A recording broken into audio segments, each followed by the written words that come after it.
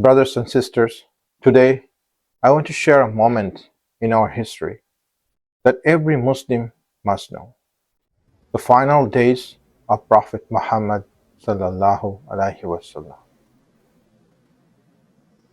These moments show his humanity, his love for us, and his strength even in pain.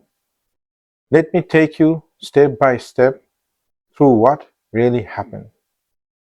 During his last days, the Prophet sallallahu alaihi wasallam was extremely weak. He was resting in Aisha radiallahu anha's room, barely able to move. One morning, he heard the companions praying in the masjid. He gathered strength, held the curtain, and lifted it. And when he saw his Ummah praying, he smiled.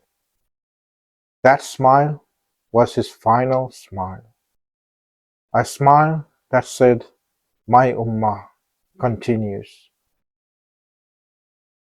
His illness began after he visited Jannat al-Baqi. A fever hit him, so strong, companions said his skin felt like fire. He struggled to stand. He needed support just to walk. He moved between the rooms of his wives until finally he stayed with Aisha radiallahu anha. This was the home he loved most, and this is where he prepared to meet Allah.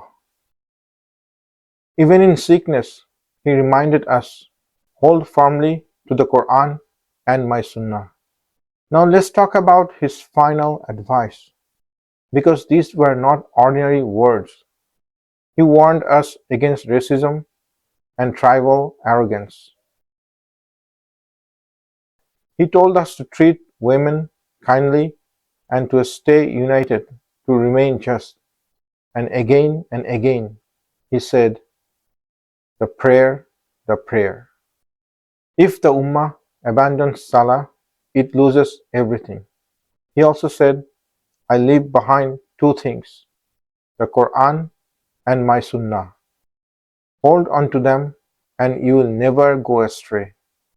Now, the most emotional part.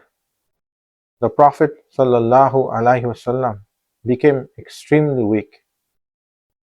His head rested on Aisha radiallahu anha's chest. She softened a miswak, and even then he cleaned his teeth. He wanted to meet Allah in purity. Then he raised his finger and said, with the highest companion, with the highest companion. These were his final words. His soul left this world and returned to the Lord of the worlds. When the news spread, Madinah collapsed in grief. Umar radiallahu anhu cried out, whoever says Muhammad has died, I will strike him. He could not accept it. The world felt empty. Then Abu Bakr radiallahu anhu came. He uncovered the blessed face of the Prophet sallallahu alaihi wasallam, kissed his forehead and said, how beautiful you were in life and in death. Then he recited, Muhammad is no more than a messenger. Messengers before him have passed away. The Ummah realized the truth. Allah remains, the mission continues.